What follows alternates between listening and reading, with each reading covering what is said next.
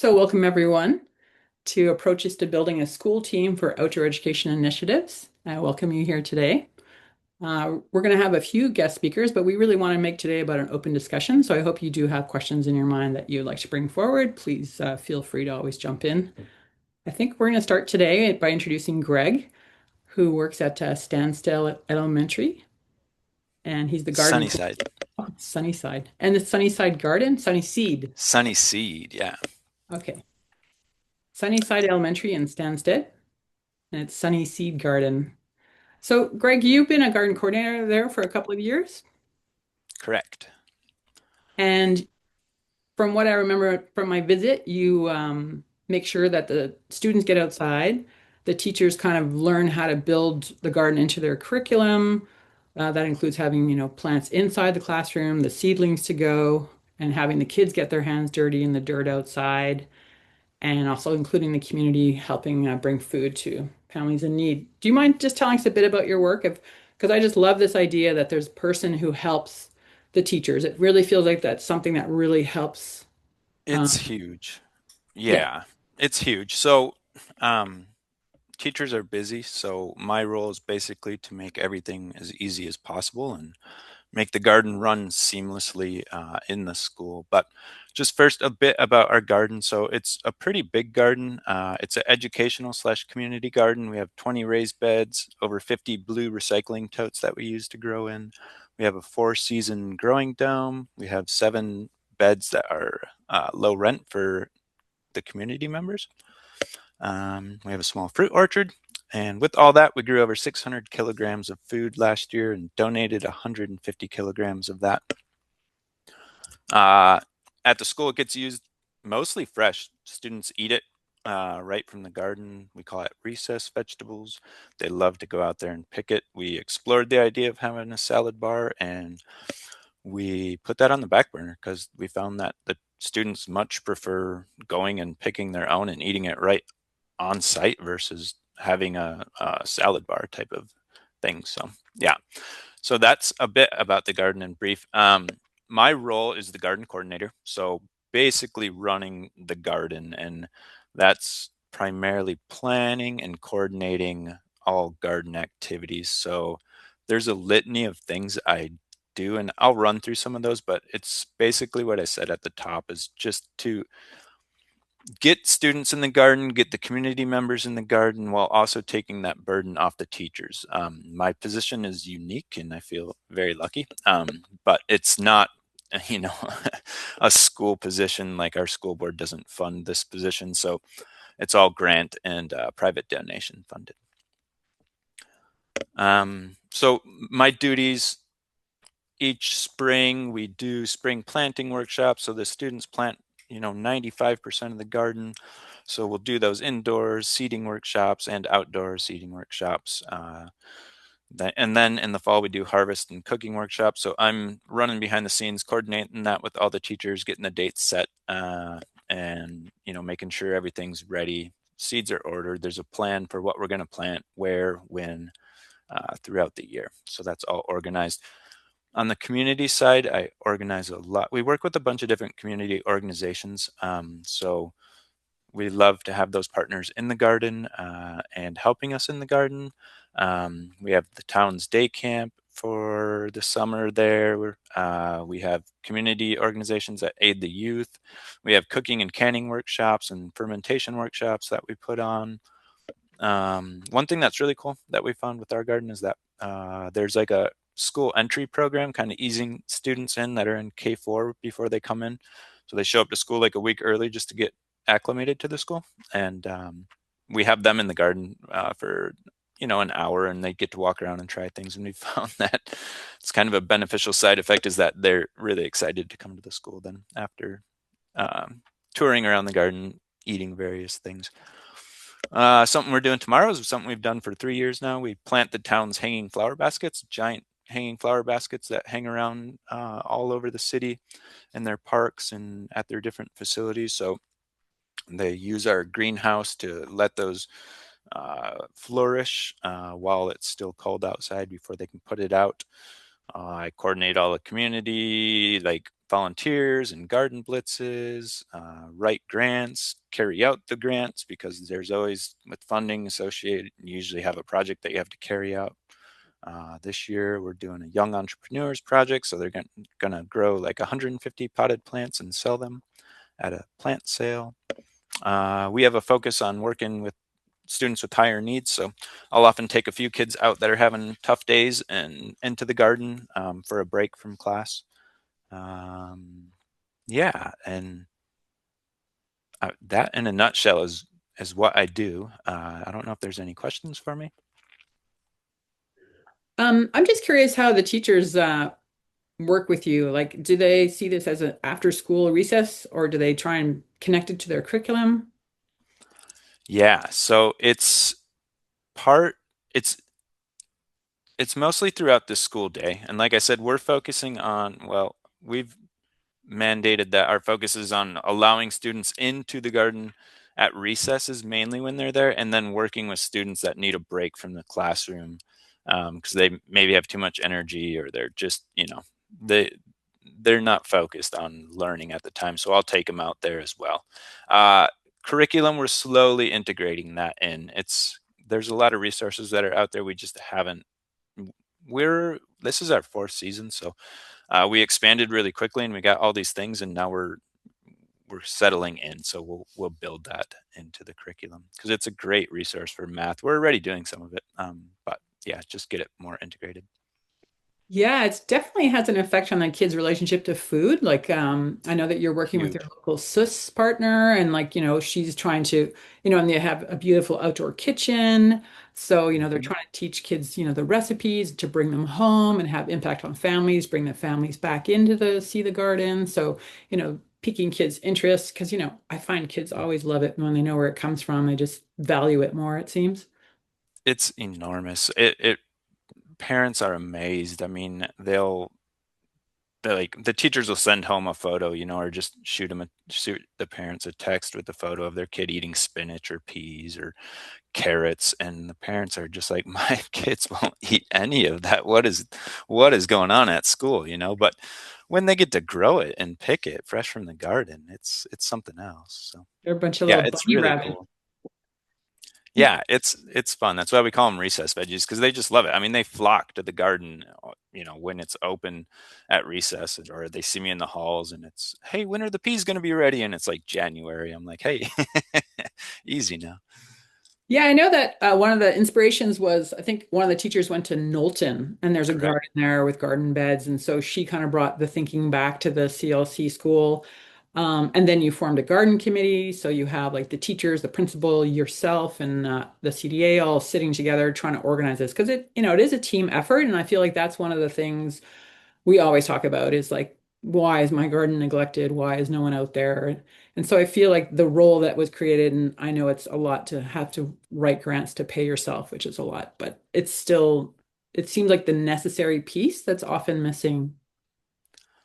We've found that it's critical. Yeah, I you can have a garden. That's not to say you can't, but um, the way ours has expanded and the amount of activities we do, we found it critical to have someone that can organize all that, because otherwise it's a lot for just teachers to put that on top of everything that they're already doing.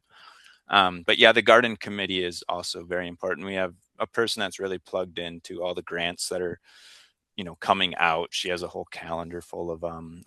We have a couple of people that are you know good at writing grants, and then the teachers and the principal are all on. Well, not all the teachers, but some of the teachers are on it, and the principal. So yeah, takes Right. a And team. so I had the pleasure of visiting the school last year and having a camera with me. So we do have a video and that shows this amazing like dome house.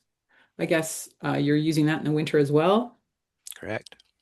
And so there's just the thinking that you'll hear in the video is just that often when you want to apply for this kind of funding, it's always good to have other partners at applying with you. It always looks better, like nobody wants you to be applying one time, one off. They don't believe you're going to be efficient with the budget. They really want that kind of collective effort. So you bringing in the SIS, the CIUSSS, health services, public health, like they seem very interested in outdoor. Like at Bryan's school, they're building a playground. Hmm. In Laval, they're helping bring in a garden. down in Stansted. They're again helping keep this garden going with activities. So it really seems like the Health Canada Public Health is a great partner for this kind of work. I'm just going to put in the chat the video so you guys can watch that later so you can see what Greg's talking about because it's absolutely beautiful. And thank you so much for sharing with us today. Does anyone have a question for Greg before we move on? We can share our questions at the end as well. Thanks, Greg. It sounds You're amazing. welcome. It truly is. I'm gonna have to come down there and visit again. We stayed in this amazing little farmhouse. So next we're gonna start talking about I wore my shirt today. It's the Let's Lead Outdoor. I can't read it backwards. So this is a brainchild of Stephen Carroll, a principal from RSB. He had his first annual one last year with his team. I had the pleasure of attending with Katya, and that's where Katya did her research, which she's going to present with us today. Stephen, I know you're having another one coming up. You put it in the chat. It's a standing offer for people across the province to come and join. Can you just give us a little bit of an idea what it's about? First of all, I'd be remiss not to also name Francois Couture and Mario Giulioni, who helped out tremendously. Francois and I go way back. Like when I started in administration, Francois was my go-to. We were both outdoor adventure enthusiasts, and then we said we need to do this in our schools. I was at the high school level; he was at elementary. And then we're like, okay, we can't wait till we are together. And then we were in elementary, and then he decided to go to adult education. So that's why the conference was like our coming together to make it happen. And pretty much the whole thought process behind the Let's Lead Outdoor Learning Summit is there are a lot of resources that are available for teachers and educators regarding outdoor learning. I know Christine, tu disais que tu étais de Drummondville. In Drummondville, there's going to be a colloque sur le plein air that's also available in, I think, early May. So there are a tremendous amount of resources. I was also very lucky to attend on two occasions the outdoor learning conference in Banff, and a lot of educators are there, and we get to see what's happening in the West as well, and try and bring that back home. But one of the elements that we often hear as school administrators from teachers is that, and having attended these conferences, we always hear that the admin are difficult. It's hard to get anything going in our school. So first of all, I wanted to debunk that and show that there are many administrators that are wanting, and also give them a resource, a possibility to network and share so that we can see that we are allies and we're supporters. But sometimes with the administrative gig, there are a lot of commitments, a lot of work, and we need to have that support network in order to make sure that we can support our teachers and to making sure that we promote outdoor learning. And yes, there's gardening, there's going outdoors, but there's also the learning element as well. And it's not simply, all right, we're going to go outside with the class, take our workbooks, and we're going to work outside. No, it's using the environment as our learning platform. So the Let's Lead Summit is pretty much that. It's bringing together administrators, pedagogical consultants, wonderful people from Learn, and other leaders in the educational field to come together, network, and create opportunities for people to share frustrations, to share opportunities, to share best practices. And we're having our second conference at the end of September. We changed the date. It was in early October, which was beautiful, especially at the time that the leaves changed color. But we had to move it to accommodate a few others. So it's going to be September 23rd to the 25th, and registration is probably going to start early May. And it's a small-ish conference. We're taking a look at no more than about 50 people. We have a few more availabilities on one of the side dorms not too far away, so we're able to grow from last year's amount. But keep your ears to the ground, and please, if you're not an administrator, push your administrators or any other educational leaders in wherever you're working at to attend this. And then you might not have to say that they're your obstacle anymore. They will be your major supporter. There you go. Thank you, Stephen. Yeah, my impression when speaking with you about this is that, you attended Banff and you saw that maybe there could be something that was more of a Quebec context. Hmm. I feel like there was Most kind of definitely. opportunity to find that little niche and like start those conversations. So I think I can see that you're trying to hold that, and I appreciate that. And so that kind of is why it makes sense that Katya is going to tell us about what she heard that day. Katya, if you want to introduce yourself, Katya had the privilege of being there and speaking to people about their work, and so we're going to get a little inside. If you want to give us some context, Katya. Thank you, Stephen.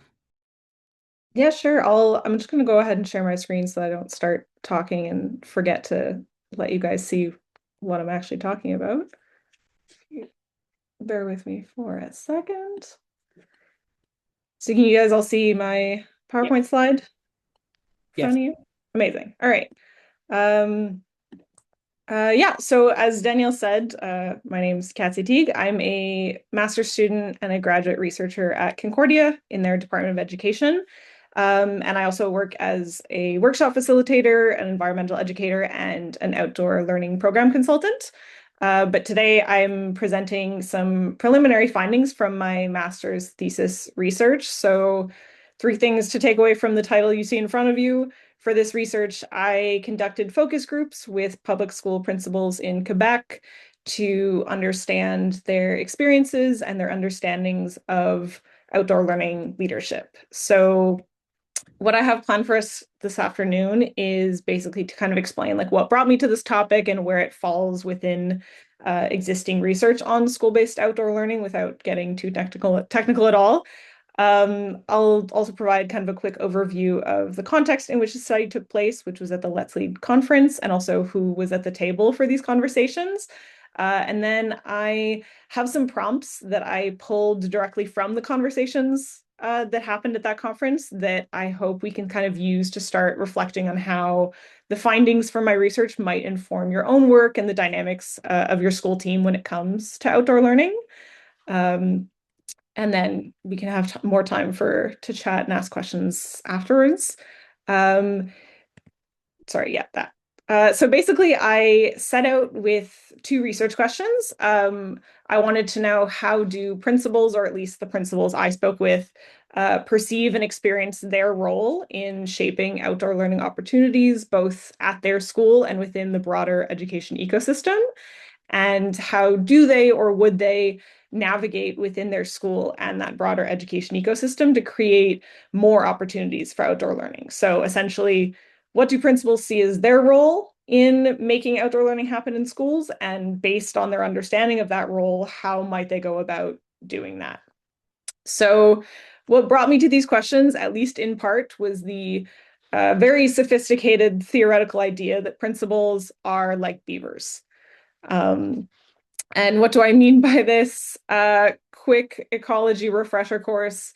In every major ecosystem, there's at least one species that plays an outsized role in the success of that ecosystem. They're called keystone species, and beavers are a really great example of that. So, by cutting down old trees, beavers make space along riverbank for new trees to grow. When they build their dam, a beaver diverts water, drying out certain areas of the forest and creating wetlands in others. So essentially, the actions of a beaver set the stage for other species to either flourish or struggle within the ecosystem. And so my theory is that principals play a similar role in their education ecosystem. As I'm sure you've all experienced in your own work, principals are often sort of this like nexus within their school.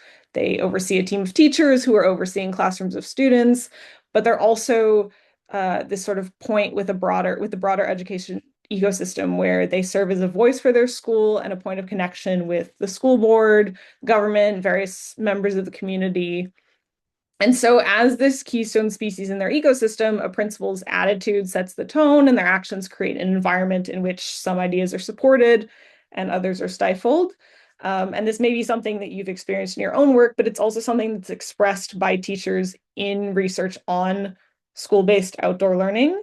So in that research, a lot of the times you'll have principles being described by teachers either as a barrier to making outdoor learning happen or being absolutely instrumental in its success. Um, so uh, this research sort of like my research sort of starts from understanding that whether it's done intentionally or not, principals can kind of shift priorities or redirect momentum within their school ecosystem, similar to how a beaver might redirect the flow of a river.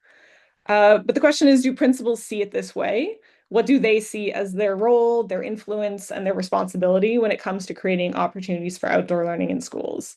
Um, and similar to the gap that Stephen was describing about opportunities for sort of PD for admin, there's also very little research that's been published that explores the role of principals in creating outdoor learning opportunities from the perspectives of principals themselves. So even among research studies that look at other aspects of outdoor learning, like the barriers or the benefits, input from principals is really limited. When they are included in studies, they either make up a really small percentage of the participation group, or their perspectives are sort of lumped in with teachers. So the few studies that do exist in which we hear from principals about outdoor learning, they're not asked about their role. They're maybe one or two principals in a group of 20 or 30 teachers, or all the results are presented as the principal and the teachers said X. So this kind of like gap in knowledge is what I was trying to tackle with my research.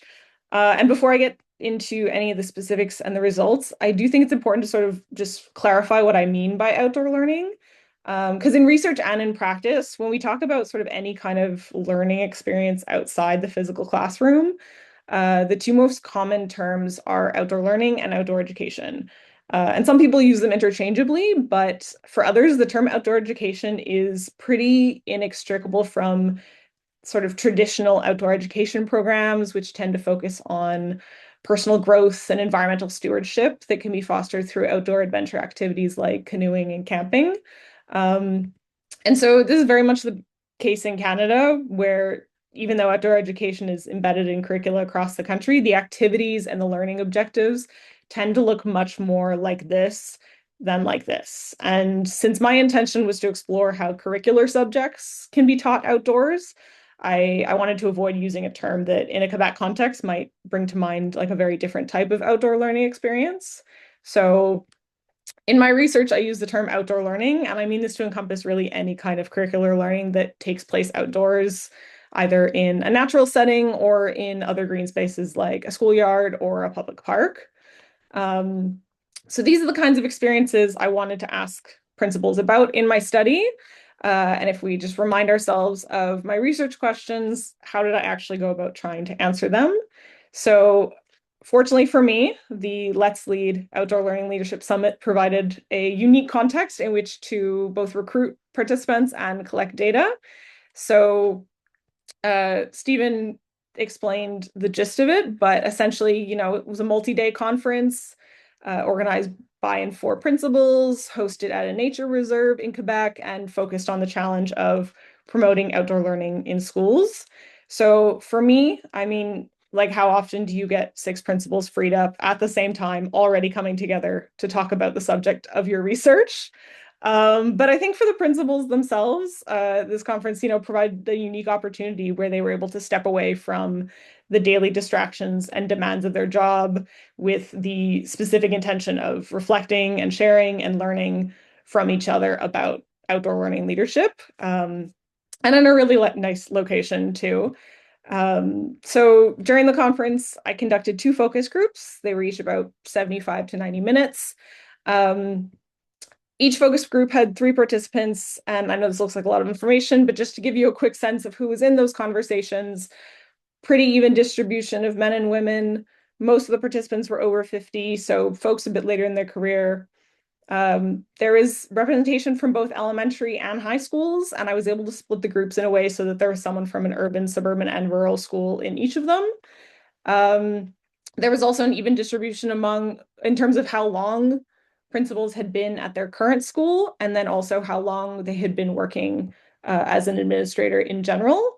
And I do want to point out that one of the women in focus group 2 was a vice principal, not a principal. And she did caveat that early in the conversation, and the others immediately jumped on her to say, like, never call yourself just a VP. Um, but even that aside, like there were some noticeable differences, obviously, in her role, such as like a lack of budget control, but her experience as a VP really resonated with the rest of the group in a way that I don't think warrants too much distinction for my results. So they're all included together, and I refer to the group collectively as principals, not to discount the unique role of a VP. And then the last thing I'll say about the participants was just that they all have a wealth of prior teaching experience. So this is who came together in those conversations, but what was said. So as I mentioned, what I'm presenting today are preliminary findings, so some big picture themes and patterns that came out of these focus group conversations, but I wanted us to sort of like engage with them in a way that allows each of you to reflect on your own understanding of how principals can and should contribute to the outdoor learning movement. There's a term that's used in qualitative research during the analysis process that is making sense of the data. And I really like what this implies about kind of like the practicality of qualitative research, but also the flexibility that it has, where you can hear about the experiences of others, reflect on their perspectives, and try to understand how this might make sense for your own reality. So that's how I want to approach sharing the findings of my research with you guys today. Obviously, Conversations with Six Principals is not going to provide some definitive roadmap about outdoor learning leadership. But I hope that hearing from principals who think a lot about outdoor learning and how they view their own role can prompt like reflections about your own assumptions about what outdoor learning leadership can, should, and might one day look like within your own school community, regardless of whether you're a principal yourself. So the way this activity is going to work is that I will show you guys a prompt and ask you to take just like 60 seconds to reflect on it to yourself. And then I'm then going to share a link in the chat to a whiteboard that I'll ask you guys to click on and join. And in that whiteboard, there'll be little post-its where you can jot down your reflections, and we'll be able to have kind of a conversation about your own ideas and how those connect to the ideas that came up during the focus groups with those 6 administrators. And then we'll rinse and repeat for 2 other prompts if we have time. So I can give you guys a quick demo of the whiteboard, but for now, are there any questions about how that activity is going to go? All good? Awesome.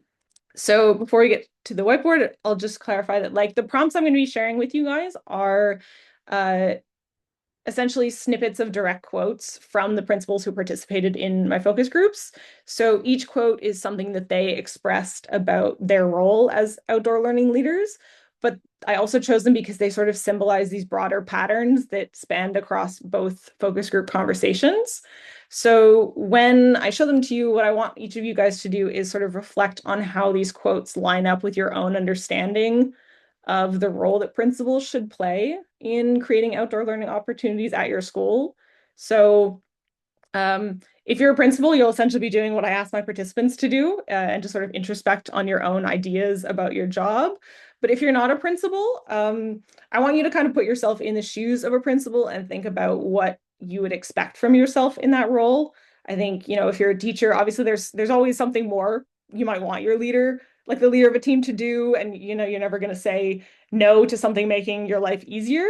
But I think it's helpful sometimes to reflect on sort of what we actually think falls within the purview of a principal and what is their responsibility versus that of someone else. So for everyone, when you read the prompt, I want you to think about what idea it sparks for you about maybe the role of a principal, or what influence a principal has, or what falls within their responsibility when it comes to supporting outdoor learning in schools. So these questions are kind of intended to guide your reflection with each prompt. And like I said, for each prompt, we're going to take a moment to reflect, click on the link to the whiteboard, and then share your thoughts on Post-its so we can all chat.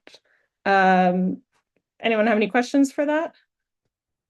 No? Cool. So you should be able to see me switch screens. So basically, when you click the link that I'm going to share in the chat in a moment, you'll come to this whiteboard. On the left here, you can grab a Post-it and you'll see the prompt at the top and those little reminder questions. And so you can drag your Post-it over to the whiteboard, click in it, and start typing your thoughts about the prompt. And then we'll all share together. Sound good? Amazing. So our first prompt is keepers of the big picture. So I'll give you guys 30 seconds to reflect on that, and then I'll share the chat for the whiteboard.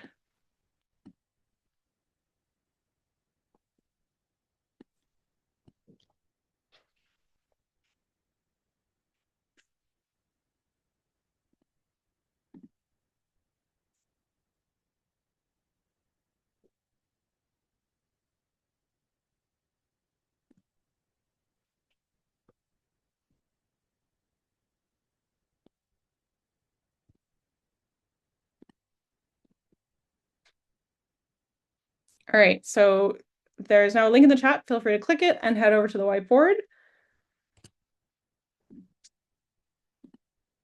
And you can start grabbing Post-its. Feel free to grab more than one if you have many ideas that you want to have out there.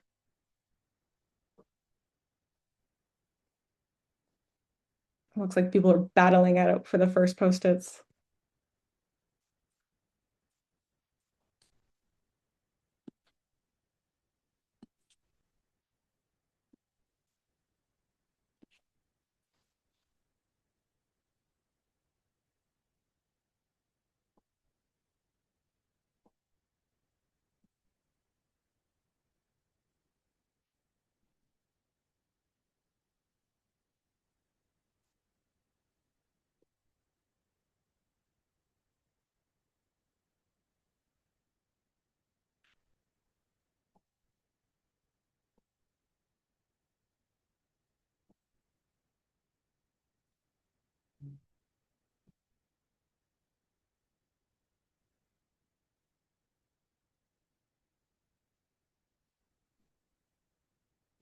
All right, I'll let folks finish typing up their thoughts.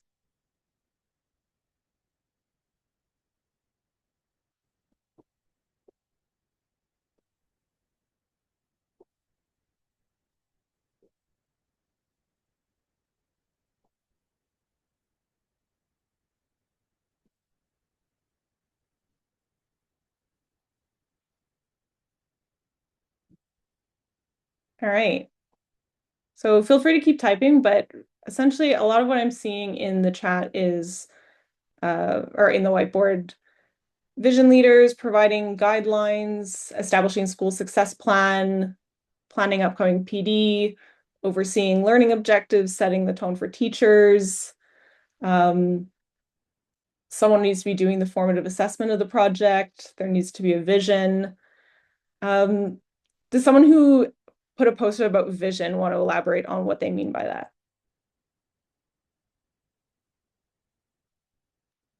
So whenever you're, sorry, that was me, Steve Chen. Whenever we're talking about trying to implement any new initiative, there has to be a what are we trying to accomplish? And if you don't have that initial picture, that vision of what are you trying to accomplish, it ends up being 10 fingers that go out, and then each finger doesn't go very far, and all the efforts just kind of die out there. Right. So if we're the keepers of the big picture, we sort of have an idea of, okay, collectively, this is where we want to be. Now let's work our way towards that. Yeah, and that feels like it kind of resonates with what some other folks wrote about, like setting the tone for teachers or reminding and checking in with staff regularly with regards to the collective vision, or sort of setting and overseeing like learning objectives. Does someone who wrote one of those Post-its have something to add to what Stephen said?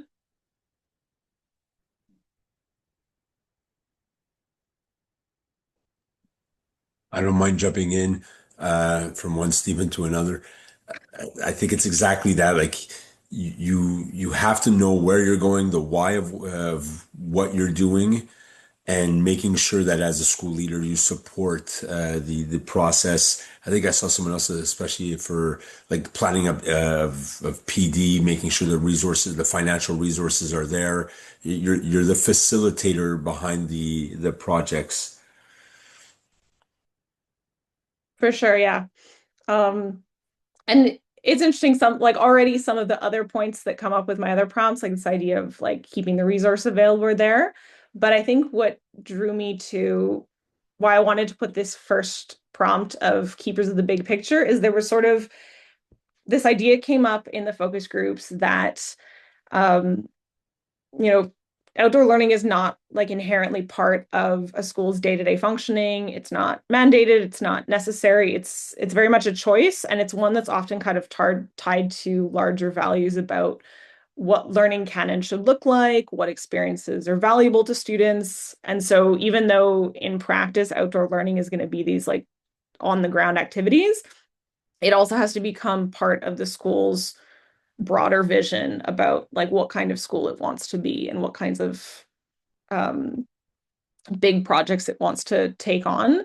And so the principals talked a lot about sort of this like guiding the direction of the school.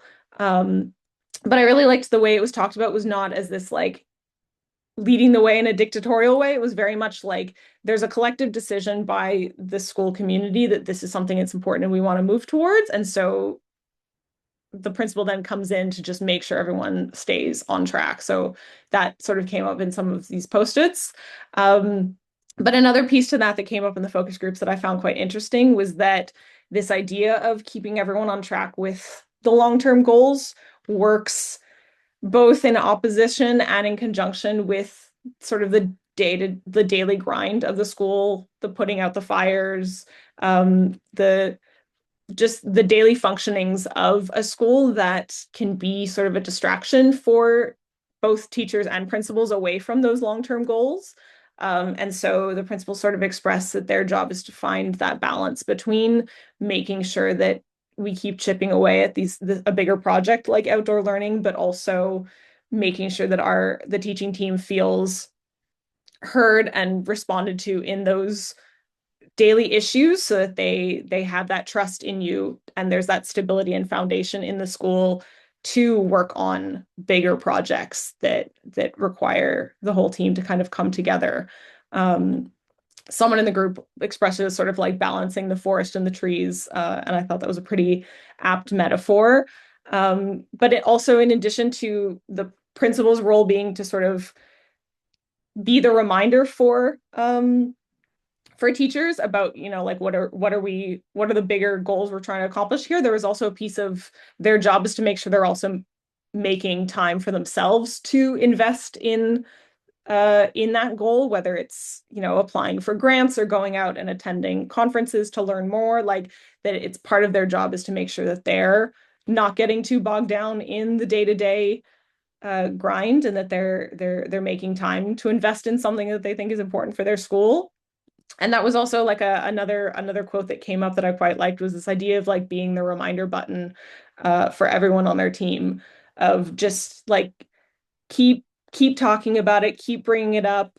They talked a lot about the side of ideas of sort of like setting expectations at the beginning of the year of like what we hope to achieve around outdoor learning, that we want to get students outside, and then following up throughout the year as accountability, but also like recognition of the ones who are trying things out, testing it out, giving them a pat on the back for that and thanking them and then using that as momentum, like, okay, great. So what's next? Who's going to be the next one out there? And this idea of accountability was sort of also for them. Like meetings come up as a great way for that. This idea of being able to sort of have set deadlines and like what are we each going to work on before the next one, and even if that meeting gets canceled, like at least it's on the books as this thing we keep coming back to throughout the year, and ways of like sort of delegating responsibilities for a project with the members of the team. So that was sort of one of the big themes that came up. The next prompt that I have for you guys is we're all teachers. So if you are looking at the Zoom screen, you'll see the We're All Teachers prompt, and then I'll share another link in the chat for our next whiteboard that will give us access to that prompt, which I just closed. So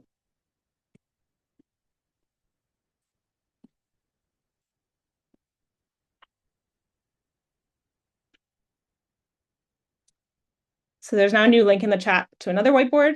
Feel free to click on it and you can start adding post-its to that whiteboard. I would just add about the, sorry, this is Greg Grunewich at Sunnyside. In terms of, what we were talking about before, I'm a garden coordinator, but a coordinator on any outdoor education level would be a magnificent resource for any school. Like I said, there's no funding for this in the school districts, but through grants, you can do it. So if you find the right grants, you can get a coordinator, and that's the person that can carry the weight, instead of that falling on the principal. The coordinator does the things that the principal wants, does the things that the teachers wants. Yeah, no, 100%. And thank you, Greg. I kind of jumped us straight ahead to that next prompt without seeing if anyone else had anything to contribute. But yeah, no, for sure. That definitely came up, this idea of one is like the delegation, that like the principal's not going to have time to do everything themselves. So finding people on your team to lean on, but also when you can, like find the money or the resources or the staffing flexibility to dedicate someone to that. Obviously, that's the ideal. Stephen, I don't know if you want to share the experience you had of being able to actually have like an outdoor education sort of specialist in your school and the value Yeah, that adds.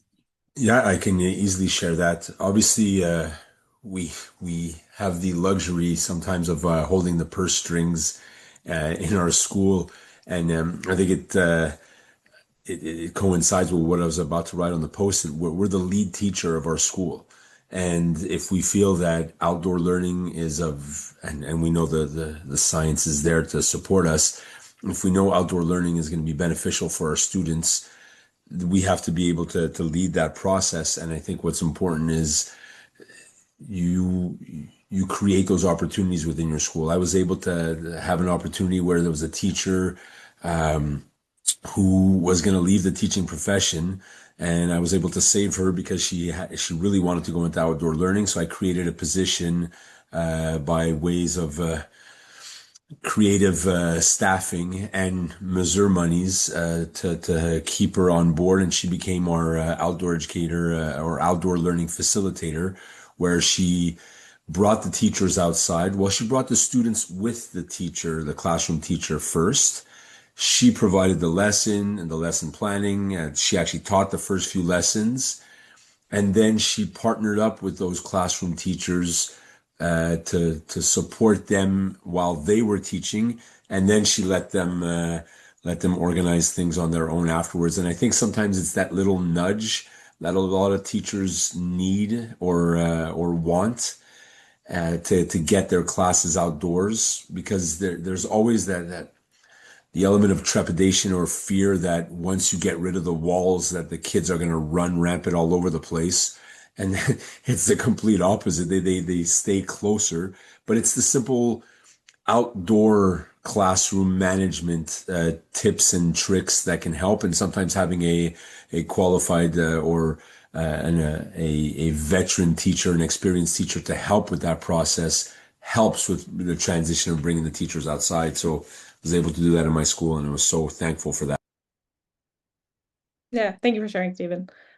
So if anyone else has more post-its they want to add to the We're All Teachers board, I'll let you guys have a second just to do that. But yeah, there's classroom management tips and tricks, help transition teachers for teachers and students, find PD training, share curriculum. Principal has teaching background to understand and remove barriers for teachers. Outdoor learning should involve everyone. Any staff or volunteer can take part in outdoor learning. Learning opportunities are everywhere. Lead teacher.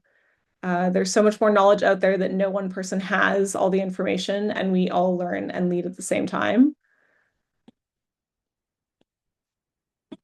So, yeah, is there anyone who wants to share, elaborate a bit more on what this prompt sort of sparked for them about what the role of a principal might be?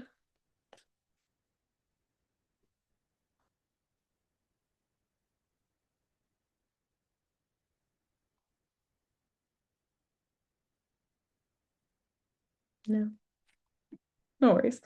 Um, I think there's definitely like a big like this idea of everyone being involved in it, and the idea of lead teacher was definitely something that came up in the focus group conversations as well.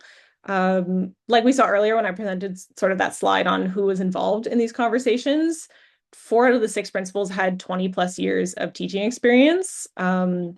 Which is I don't think is uncommon for principals, and this piece of their identity came up often and seems to have sort of a significant influence on how they think about outdoor learning leadership. So that idea of like teaching the teachers, being the lead teacher was definitely part of it. That can look like modeling if you yourself have experience in outdoor learning, but there was also just a lot of talk from the participants about like this idea of just being enthusiastic and being present among the students and the teachers, and that helping to create momentum and show teachers that this is something that's valued in your school, that's important, that the principals are there to support with. And sort of paired with that was this idea of the principals kind of talked a lot about drawing on their own. They seem to draw on their own experience as a teacher, both to inform uh, what kind of administrator they wanted to be.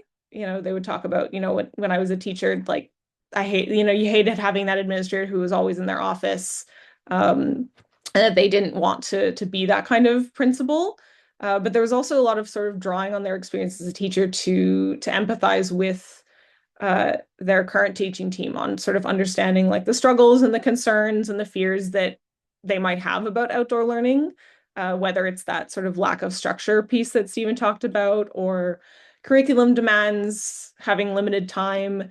And it really felt in those conversations like having that background and understanding prompted the principals to sort of take it upon themselves that like part of their role was going to be to help address those concerns, whether it was finding ways to make those curriculum connections themselves and going out and having ideas for lesson plans that they could sort of just give to the teachers so that it was done and ready and easy to incorporate into what they were already doing, finding other ways to make outdoor learning simple and easy, you know, reframing what it can look like and being okay with it starting small. There's kind of a lot of conversation in outdoor learning where some people have this expectation that it has to look a certain way and that it doesn't count if you're just taking kids with their books to sit outside and read, but that can be a starting point, and that could be the only step that a teacher's willing to take, but at least it's a first step.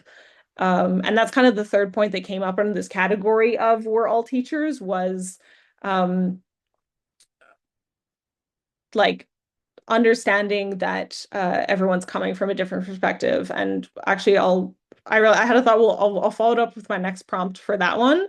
But the last thing I'll add for just this idea of the principals as teachers is that um, it really felt like their understanding of the value and the benefits of outdoor learning came a lot from sort of their own personal experience as teachers, seeing it firsthand, and like what had brought them to wanting to put outdoor learning in their school was either knowing like having seen the benefits of engagement with students and kind of showing them a different version of what learning can be, or building relationships and connections with students who don't do as well in sort of a traditional school context.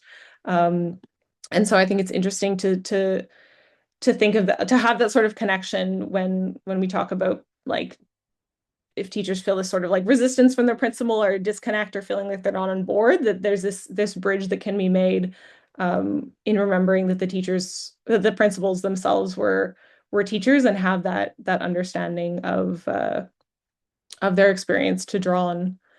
Um, so if we hop back over into Zoom, I can show you guys the last prompt, which is I will walk with you. you can take a few seconds to think about that while I share the link.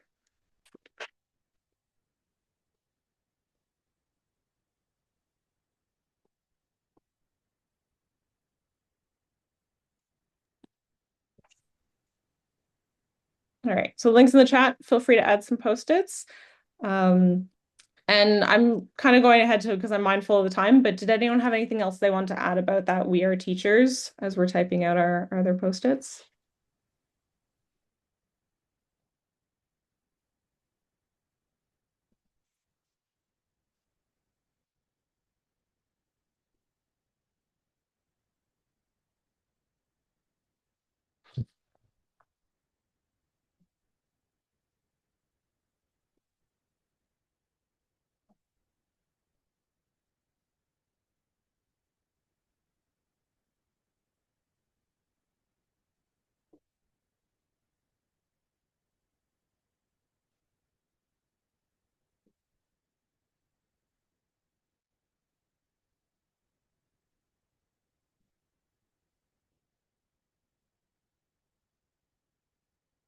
All right, I love what I'm seeing here. So feel free to keep typing out the last few thoughts, but I'll just start going through what I'm seeing on the board. But talk the talk, walk the walk, get your hands dirty too. I will most definitely walk with you outdoors and step out of my office, be involved, supportive to teachers who are keen and those who are resistant. If we're committed to the same vision, then we all commit to the work, collaboration, being part of the journey, being visible, taking part in the different initiatives. Keystone species without support will not be built. I appreciate people taking up my beaver metaphor.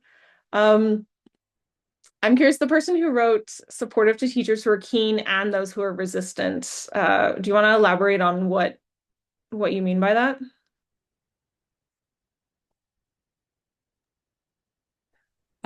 Well, my understanding, not being a principal, is there are at times in schools like one or two teachers who want to drive this forward, and they often carry this for the school, and make this an opportunity within their own classrooms. But then, how do you make it a school-wide culture?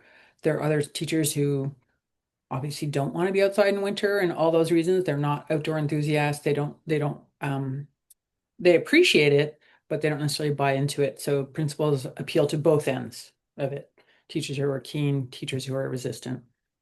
Yeah, for sure. And that was that idea that I got into about the last slide and stopped myself because I knew I wanted to talk about it here. But this idea that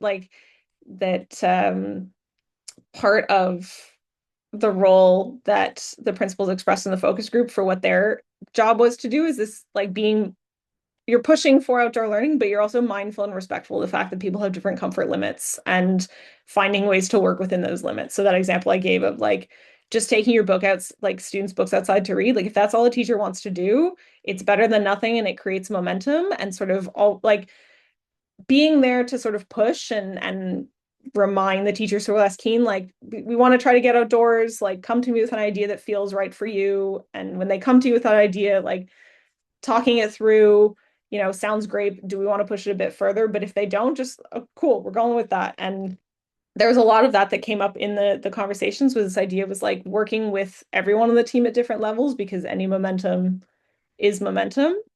I really like this sort of like collaboration, being part of the journey, everyone on the same team.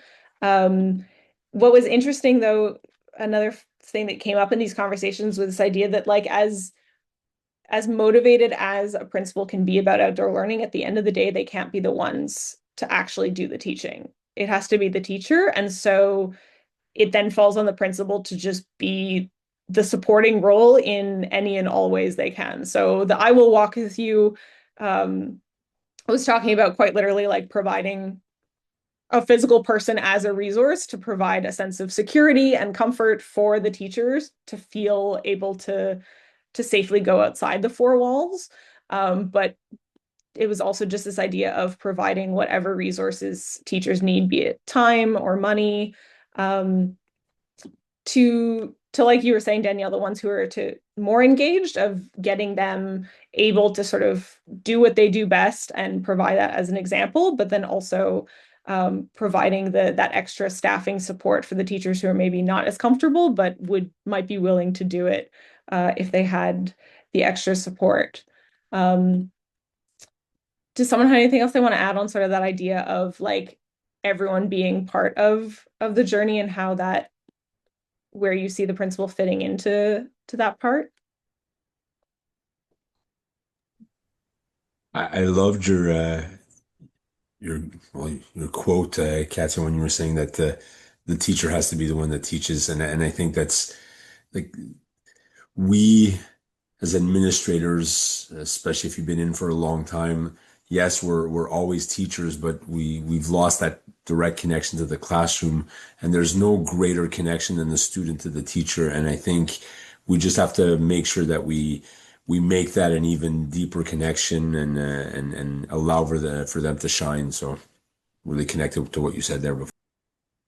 But that outdoor ed is maybe sort of that first step where um, maybe you go somewhere where there's someone who can sort of facilitate the activity so the teachers can step back and just do the management piece and sort of get a feel for being outside the classroom with their students. You can also get the students hooked on like a really cool outdoor activity where they're motivated to do more stuff. And we say, okay, well, how do we, if we connect it to your curriculum learning, like we can do more of this, and getting students also excited about that as well. So I think it's kind of interesting to think of like outdoor learning or outdoor education and things like Greg, like for you guys having just access to that garden space as that first step to then being able to really incorporate it into the everyday learning.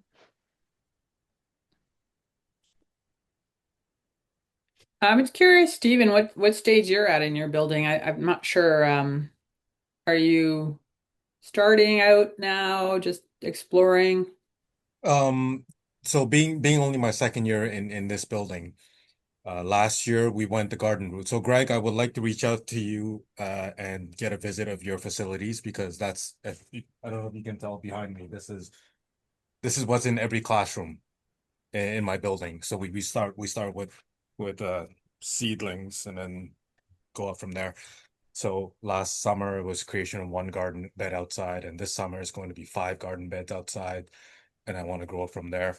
But then the other part is in terms of getting the classrooms outside. This year was a lot of just, okay, we have wooded area about 3 blocks away. So it says, okay, grade twos, you're going to walk down to the woods. That's it. What you do in the woods? Well, sit and read a book, do something. So that was like the gateway to getting the kids outside. And then because when we talk about outdoor education, it usually comes with a lot more demands for resources, whether it's financial resources, whether it's material resources, it's a bigger deal. Whereas like when I was at St. Lambert, we had an outdoor education program where they were doing snowshoeing, they were doing skiing, cross-country skiing, they were going out for 2-day trips, 3-day trips. It was just financially more available. Whereas now that's less so. So we don't have as many of those outings. Um, so it does become generally more outdoor learning activities that are half days, maybe a full day, if we're able to get a bus down to Ile St. Bernard, But the goal is to get the kids just to be in our backyard, around our facilities, with the gardens, with different things that they're setting up, with the outdoor classroom that I'm building this summer, just things like that. And it's slow, and especially this year being not an easy year to be running a school, let's just say. Budget wise, yes. Yeah. So it's been a difficult year in terms of trying to get teachers outside of the 4 walls, right? But and what Katja said about being the administrator, the school leader, it's the support of saying, okay, I'll walk with you outside. I don't need it to be big, but I just want it to be outside the 4 walls, because if we never take our kids outside the 4 walls, they're never gonna know how to behave out there, right? They're gonna freak out right away. And Yeah, it's the shift in their behavior as well. Like the benefits of being out there is always like such a huge win if people can have that opportunity. Kelly, you're one of the people I always have the impression, and I'm going to send out the link to all our replays that Kelly spoke at our outdoor learning sessions with our PED team. My sense, Kelly, from what I know of your work in your schools, is you're able to get out without too much, let's say, investment. I mean, you put a lot of time and energy into the thought of what you want to get accomplished, but I'm always kind of a fan when, yeah, you don't have to spend too much money on it. Is that something that you would say is possible, Kelly, with what you do? Definitely agreed. I think there's so many simple things that can bring, classes outside, students outside to learn with nothing, no budget. I mean, having an outdoor classroom is really nice, but it's not going to be the driving factor of getting students outside and teachers outside. And I think the hardest thing is probably just the buy-in of teachers. And knowing that our schools go through so many different waves. Every year, we have new staff or we lose some good staff in terms of their outdoor knowledge or their desire. They don't even have to have knowledge, just a desire to be out there.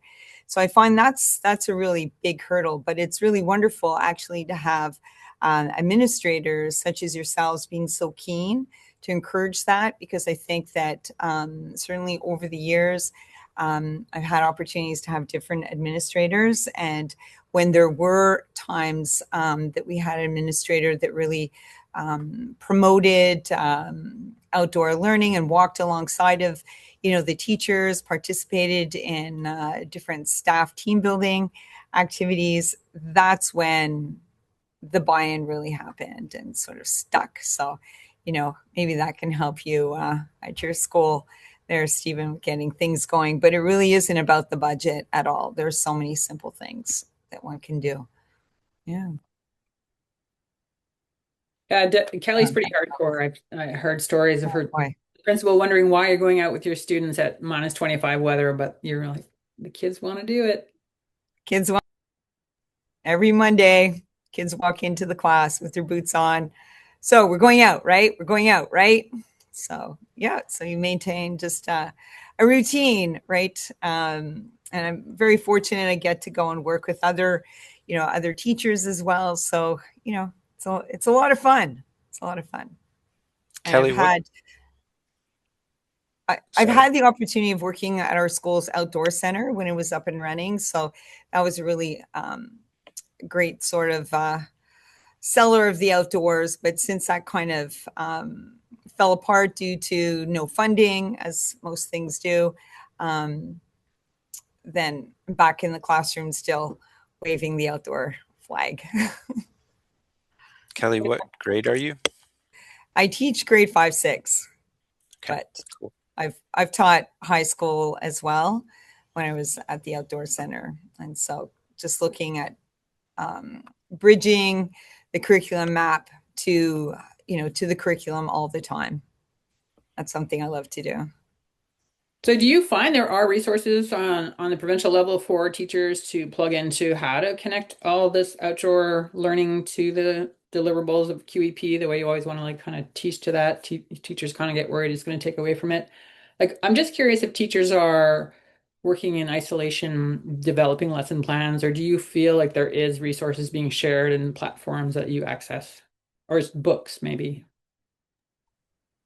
That's a good question. I mean, there's such a plethora of books out there. And I think that sometimes just being able to work with somebody else, having a peer, having another colleague within the school that you can, take along for the walk with you, if you will, to try some different things. I think that that's the best way. And then from there, you know, diving deeper into that, forest of different activities that you want to explore. But quite often, yeah, there's so many resources everywhere. I don't think there's any shortage of various platforms mentioned, the different outdoor learning conferences that are being given. They're super expensive to attend. And I would say that, showing up here is a good place for some different ideas to get started and then making those links.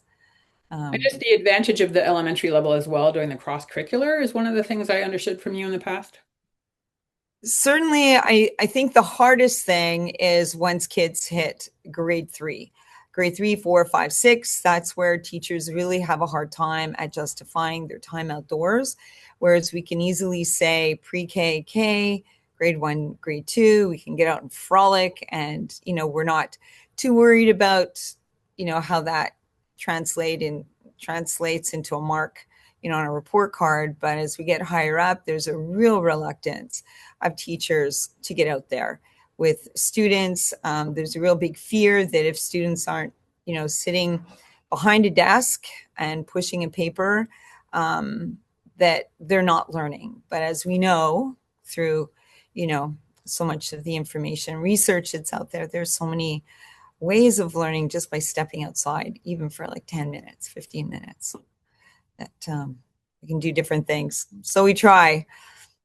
Yeah. And so this year it's been rough at our school because it's really, you're still trying to push. So it's nice that I have colleagues who work at other schools so we can sort of, talk and move forward. But it's certainly, it's just hard to get a lot of the other, people out. We get out for different hikes. So that's great. That's a good start, as you were mentioning, Katia.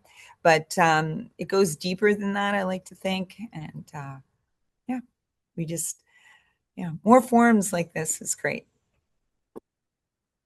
Trying to convert all those other teachers to get outdoors. I'll just add that there was a final piece that I did not manage my time well, so I didn't get to talk to you guys about. But the other thing that came up with the principals is just this idea of like communities of practice and like all the different ways that can look, whether you're like feel out of your depth and just want to find people who can be like your role models or your mentors, or you could just learn from without getting your hands dirty yet, all the way to like like you're in it, but you feel like you're going it alone and you want to find people who have other ideas and hear other success stories. Like there was all different ways that they brought up of this idea of like finding communities of practice. So I think it can be a nice takeaway today to sort of think of like where do you find those people? Where do you find your people? How do you surround yourself by them? How do you meet people who have other ideas? Because it creates that sort of like snowball effect to get things going. Definitely. It takes a team effort. Don't go it alone. Yeah. So I encourage you all to continue with all your good work. Okay. Thank you, everyone. Have a Thanks so good much, everyone.